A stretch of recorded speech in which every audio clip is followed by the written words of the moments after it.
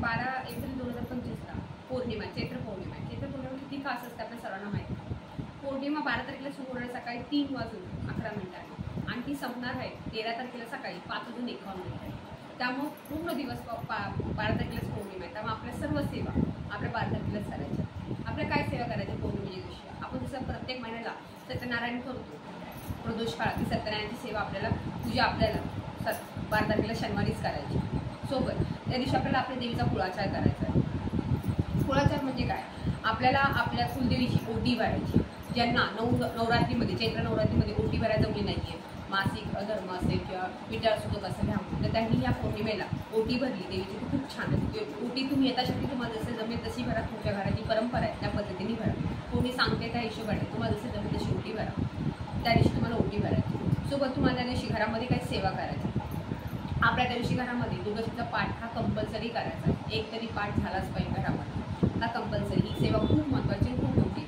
देवीसाठी आपण तेवढंच करतो, देवीकडून भरपूर मागतो, ती सेवा तर केली पाहिजे ना. मग त्यासाठी म्हणून एक पाठ तर कंपल्सरी झालाच पाहिजे. समजा तुम्ही जॉबला आहात, नाही जमत आहे, वेळ भेटत नाही आहे, तर तुम्ही सिद्धकुंजिका स्तोत्र तुम्ही 16 वेळा वाचा. 16 वेळा नक्की वाचा. हां, जर तुम्ही पाठ केला दुर्गाष्टमीचा पाठ तर एकदा कुंजिका स्तोत्र वाचा तरी चालेल. पण तुम्हाला पाठ करायला वेळ नाही, जमत नाही आहे, टाईम नाही, तुम्ही सिद्धकुंजिका स्तोत्र दिवसभरामध्ये कधीही सेवा करा. सिद्धकुंजिका स्तोत्र दिवसभरामध्ये कधीही वाचा. पण पाठ करायचा असेल तर सकाळी 4 वाजल्यापासून ते संध्याकाळी 6 वाजेपर्यंत तुम्ही पाठ नक्की करा. ह्यावेळी तुम्ही पाठ करा. ते खूप छान आहे. सेवा खूप महत्त्वाची, खूप छान आहे, देवीची केलीच पाहिजे. त्या दिवशी आपल्या देवीच्या टाकावर असेल किंवा मूर्तीवर, फोटोवर, किंवा तुमच्याकडे नाही तर श्रीयंत्रावरती किंवा श्रीयंत्र येण्यास सुपारी असेल तर त्याच्यावर आपल्याला कुंकुमार्चन करायचं. कुंकुमार्चन करताना आपल्याला ओम ऐं ह्रीं क्लीं चामुंडाई नमो नमः, नम म्हटल्यावर त्याच्यावर तुम्हाला कुंकू टाकायचं. 3 बोटांनी टाकायचं. ह्या 3 बोटांचा यूज करायचा. ह्याने तुम्ही कुंकुमार्चन किंवा 2 बोटांनी टाकलं तरी चालेल, पण देवीच्या टाकावर 3 बोटांनी टाकावं. देवीच्या टाक असेल तर त्याच्यावर 5 बोटांनी करायचं. जसं हा टाक आहे, हा तुम्ही असा ठेवला तर पायापासून ते डोक्यापर्यंत असं ओम ऐं ह्रीं क्लीं चामुंडाई नमो नमः करत कधी तुम्हाला त्याच्या कुंकुमार्चन करायचं. श्रीयंत्रावर कसा करायचा आपल्या सर्वांना माहिती, तेही तसाच करायचं आहे. 16 वेळा श्री सुक्तम म्हणून जर जमलं तुम्हाला, 16 वेळा म्हणजे 15 वेळा तुम्हाला श्री सुक्तमचं फक्त म्हणायचं आहे. फलश्रुती 16 आहे, फक्त फलश्रुती म्हणायची तुम्हाला 16 वेळी. शेवटच्या वेळेस 15 वेळा फक्त पूर्ण श्री सुक्तम म्हणायचे. श्री सुक्तम म्हणून तुम्हाला जर वेळ असेल तर तुम्ही 16 वेळा श्री सुक्तम म्हणून कुंकुमार्चन केलं श्रीयंत्रावर देवीच्या टाकावर तरी खूप छान उत्तम राहील. खूप छान राहील सेवा. ती सेवा तुम्हाला नक्की करायची. सोबत आपल्याला 16 वेळा विष्णू गायत्री मंत्र म्हणायचा आहे. 16 वेळा तुम्हाला महालक्ष्मी गायत्री म्हणायचं आहे, गायत्री मंत्र म्हणायचा आहे. 16 वेळा तुम्हाला नवार्णव मंत्र म्हणायचा आहे. 16 वेळा तुम्हाला कुबेर गायत्री मंत्र म्हणायचा आहे. हे सर्व मंत्र तुम्हाला 16 वेळा म्हणायचे. सोबत तुम्हाला व्यंकटेश स्तोत्र कमीत कमी 1-10, 3-10 किंवा 11 वेळा तुम्हाला जसं जमलं तसं तुम्ही नक्की वाचा. व्यंकटेश स्तोत्र नक्की वाचा.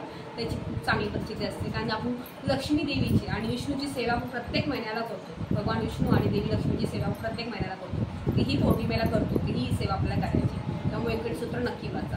तुम्हाला शक्य असेल तर तुम्ही काम करता तुम्ही विष्णू सहस्रनाम नक्की श्रवण करा. ते नक्की ऐका. ते काम करता तुम्ही ऐकलं पण ते लक्ष करून त्याच्यात केंद्रित करा. ते ऐकत राहा. तेही खूप छान आहे. वेळ भेटला तर वाचा, नाही वेळ भेटला तर तुम्ही ते श्रवण करा. यूट्यूबला लावून दे, मोबाईलवरती तुम्ही ते ऐकलं तरी चालेल.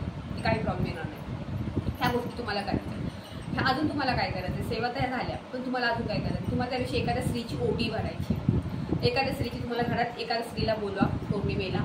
तिला ती जेवली तर चांगली गोष्ट आहे, खूप उत्तम राहील. पण ती जेवत नसेल तर तिला चहा पाणी काहीतरी दूध वगैरे द्या, गोड दूध वगैरे, आणि तिची ओटी नक्की भरा. यथाशक्ती जसं जमलं तशी ओटी तुम्ही तिची नक्की भरा.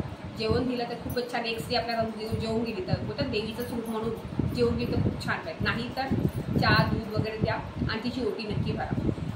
आपल्या दिवशी काहीतरी आपल्याला त्या दिवशी देवीला जसं आपण नवरात्रीमध्ये आपल्याला काही सेवा करायला जमला नाही आहे तर आपण त्या दिवशी काय करायचं आहे? 11 लवंगा घ्यायच्या, अख्ख्या लवंगा घ्यायच्या. 11 फुलवाले 11 लवंगा घ्यायचे. त्यांना आपल्याला आपण जो धागा बांधतो हा कलावाच्या मध्ये तुम्हाला तो 11 लवंगाची माळ करायची, बांधायचा आहे. घ्यायची, बांधायची. अशा 11 लवंगा घ्यायच्या.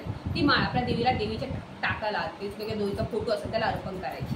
ती माळ देवीला तुम्ही अर्पण करायची त्या दिवशी.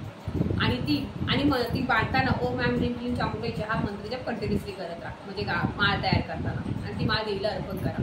दुसऱ्या दिवशी ती माळ तुम्ही निर्मल्यात अर्पण केली तरी चालेल. ते उत्तम राहील. सोबत तुम्हाला काय करायचं? 21 लवंगा घ्यायच्यात, अख्ख्या घ्यायच्यात. 21 लवंगा फुलवाल्या अख्ख्या लवंगा घ्यायच्यात. त्याही तुम्हाला लवंगा घ्यायच्यात. 1 लवंग हातामध्ये घ्यायची. ओम ऐं ह्रीं क्लीं चामुंडाईचे मंत्र जप करा, देवीला अर्पण करा. किंवा तुम्ही कमलाकारी मंत्र म्हटलात तरी चालेल. ओम श्रीम ह्रीम श्रीम कमले कमलाय प्रसिद्ध प्रसिद्ध श्रीम श्री महालक्ष्मी नमः हा मंत्र म्हणून जरी म्हटला तरी अर्पण केली तरी चालेल. अर्पण करताना फुल आपल्याकडे आणि ते देवीकडे असावं. देवीच्या टाकाला देवीच्या फोटोला अर्पण केले तरी चालेल.